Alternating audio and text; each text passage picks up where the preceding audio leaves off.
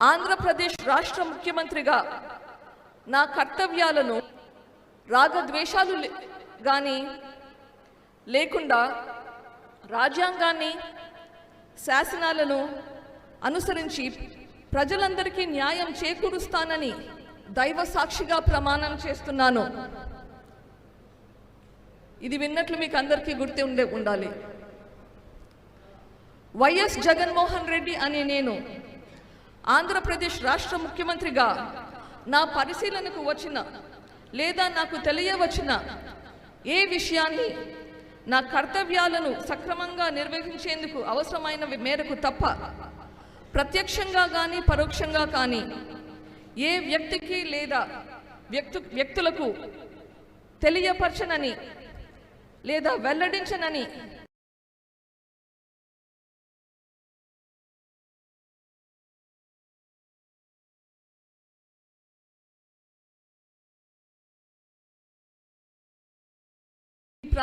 ప్రమాణం మనం చూసి మనమందరము మంత్రముగ్ధులమయ్యాము.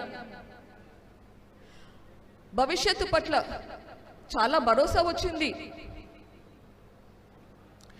ఈ ప్రమాణం ప్రకారం ఆయన బాధ్యతలు నిర్వహించేటప్పుడు రాగద్వేషాలు ఉండకూడదు, అంతఃకరణ శుద్ధితో చేయాలి. పనులు చేసేటప్పుడు మనం అంతఃకరణ శుద్ధితో చేయాలి అని ప్రమాణం చేసిన అతను ఒక ప్రశ్న అడుగుతున్నాను. అంతఃకరణ శుద్ధి అంటే అర్థం తెలుసా? హృదయం శుద్ధిగా ఉండాలి. హృదయం శుద్ధి పెట్టుకొని పనులు చేసుకోవడం అవసరం. హృదయం శుద్ధిగా ఉంటేనే ఆ తర్వాత మిగిలినవి వస్తాయి. భయం, పక్షపాతం, రాగద్వేషాలు ఇవన్నీ ఉండకూడదు అంటే మనకు హృదయం శుద్ధిగా ఉండాలి. పరిపాలకుడిగా ముఖ్యమంత్రి పదవిలో ఉండగా మీ చిన్నాన్నను అతి దారుణంగా, అతి కిరాతకంగా, క్రూరంగా చంపిన వారిని వీళ్లకు శిక్ష పడేలా చేసే బాధ్యత ముఖ్యమంత్రిగా మీకుంది. ఇప్పటి వరకు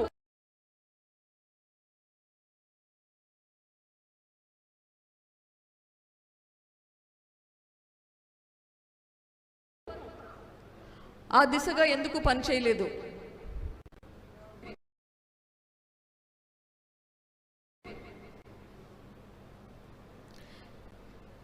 ముఖ్యమంత్రిగా మీరు ప్రమాణ స్వీకారం చేసినారు. మరి ఎందుకు ఆ ప్రమాణం మీరు నిలబెట్టుకోలేకున్నారు?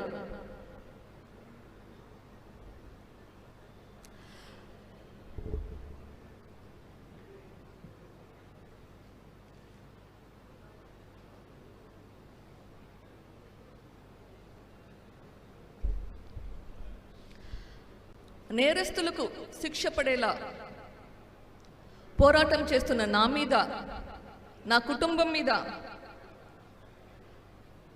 అదే నేరం మోపుతున్నారు. ఇది సమంజసమా? నాకు నా కుటుంబానికి సంబంధం ఉంటే మా మీద చర్యలు తీసుకోవాలి. అది మీ బాధ్యత. నేను కానీ నా కుటుంబం కానీ ఇది చేసింటే మమ్మల్ని అరెస్ట్ ఎందుకు చేయలేదు?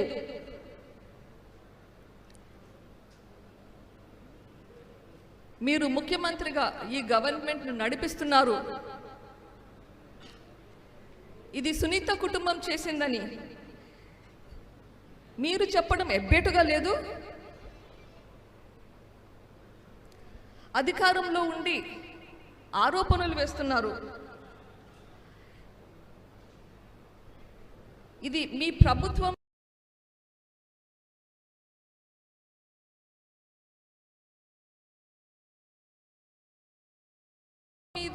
మీ మీద మీరు చెయ్యలేని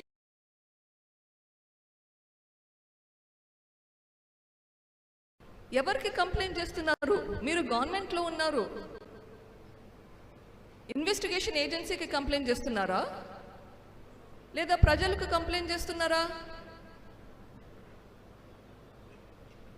ఆరోపణలు చేస్తున్నారు. గవర్నమెంట్లో ఉండి అది తప్పు అనిపించడం లేదా మీకు? మీ బాధ్యత మీరు ఎందుకు చేయడం లేదు?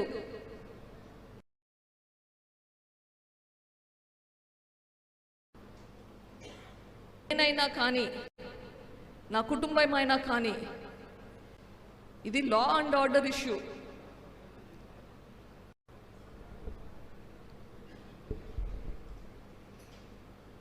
రాష్ట్రంలో లా అండ్ ఆర్డర్ అనేది ఉండాలి. లా అండ్ ఆర్డర్కి పక్షపాతి ధోరణి ఉండకూడదు. సిబిఐ వాళ్ళు ఒక న్యూస్ పేపర్లో ఒక అడ్వర్టైజ్మెంట్ వేశారు. ఎవరికైనా ఏదైనా సమాచారం ఉంటే, ఈ హత్య గురించి ఏదైనా సమాచారం ఉంటే అది వాళ్ళకి అందజేస్తే 5 లక్షల రివార్డు కూడా ప్రకటించారు. మేమే చంపినాము అని మీ దగ్గర ఏదైనా ఇన్ఫర్మేషన్ ఉంటే అది సిబిఐ వాళ్ళకి ఇస్తే ఒక 5 లక్షల రివార్డు కూడా మీకు వస్తుంది. మరి ఎందుకు అది వాళ్ళకి ఇవ్వట్లేదు? ముఖ్యమంత్రిగా బాధ్యత మీకు లేదు? మీ బాధ్యత మీరు చేయకుండా ఎంతసేపు కెమెరాల ముందు వచ్చి మా మీద నిందలు మోపడం, ఇట్లా ఎందుకు చేస్తున్నారు? ఈ రాష్ట్రాన్ని మీరు పరిపాలిస్తున్నారు.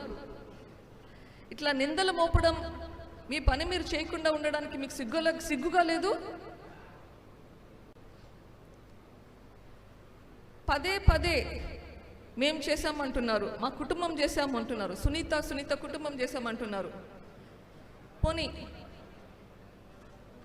జూన్ 2019 నుంచి మార్చ్ 2020 వరకు ఈ ఇన్వెస్టిగేషన్ మీ ప్రభుత్వమే చేసింది. ఆ టైంలో అన్న మమ్మల్ని అరెస్ట్ చేసి ఉండొచ్చు కదా.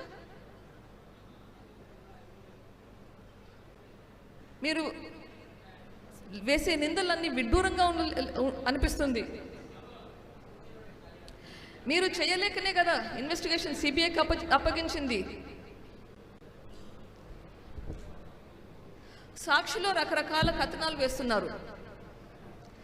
సాక్షి చైర్మన్ భారతి గారికి నాకు అది విన్నపం, మీ దగ్గర ఆధారాలు ఉంటే అవి దయచేసి ఇన్వెస్టిగేషన్కి ఏజెన్సీకి, పోలీసులకి అప్పగించండి.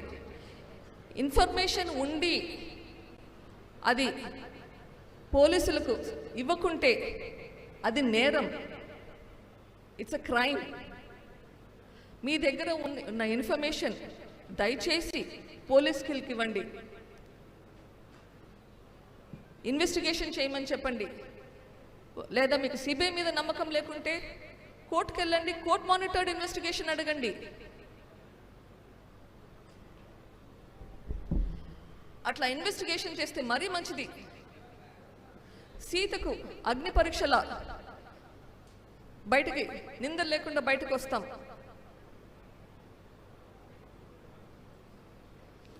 కడిగిన ముత్యంలాగా బయటకు వస్తాం. వైఎస్ వివేకానంద రెడ్డి గారు ఆయన దారుణంగా చంపబడిన రాత్రి వరకు మీరే చెప్తున్నారు, అంతకుముందు రోజు రాత్రి 11 గంటల వరకు ఇంటికి వచ్చినంత వరకు మీరు ముఖ్యమంత్రి కావాలని తాపత్రయపడుతూ ప్రచారం చేస్తున్నారు. ఇది మీరు కూడా ఒప్పుకున్న మాటే, మీరు అనే మాటే, పదే అంటుంటారు. మరి మీకోసం అంత కష్టపడిన మనిషి మీద అంత దారుణంగా హత్య చేస్తే ఆ హత్య వెనుక ఉండే కుట్రకోణాలన్నీ బయటకు తీయాల్సిన బాధ్యత మీకు లేదా? ఇంకా ఎక్కువ ఉండాలి. మీకోసం ఎన్ని త్యాగాలు చేశాడు ఆయన. ఆయన పదవి కూడా త్యాగం చేశాడు కదా. మరి ఆ మహానుభావుని మర్చిపోయారా? ఆయన చనిపోయాక ఒక్కసారైనా ఆయన జయంతికి కానీ ఆయన వర్ధంతికి కానీ ఆయన సమాధుల దగ్గరికి వచ్చారా?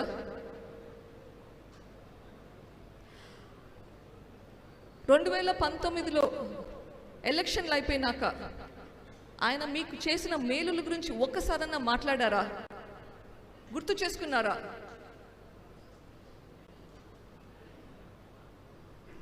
అన్నం పెట్టిన చేతిని నరకడమే కాకుండా ఆ నైవేద్యం ఆయన కుటుంబ సభ్యుల మీదకే నెట్టడం, ఆ కుటుంబాన్ని అడుగడుగున వేధించడం, వారి వ్యక్తిగత మీద బురద చల్లడం మనం చూస్తున్నాం. రాజకీయం అంటే ప్రజలకు మంచి చేయడం కోసమే అనేలా బ్రతికిన వివేకానందను చూసాం. ఇప్పుడు ప్రజాశ్రేయస్సు అనే మాటకు అర్థం తెలియని రాక్షస నాయకులను చూస్తున్నాం.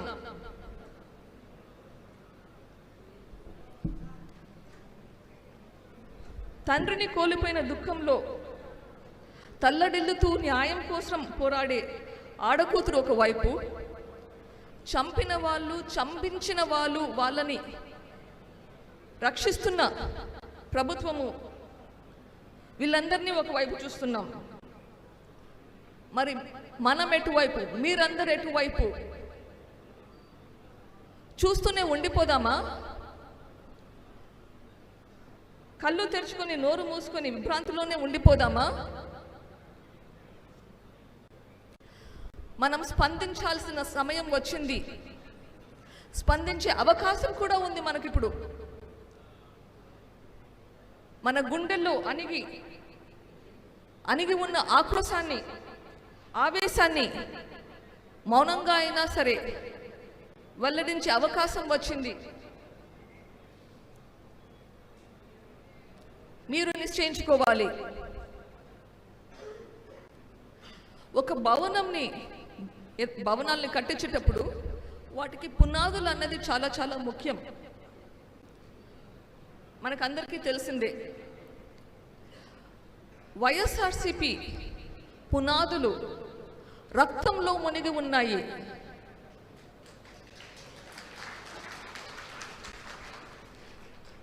వివేకానంద రెడ్డి గారి రక్తం, కోడికత్తి శ్రీను గారి రక్తం,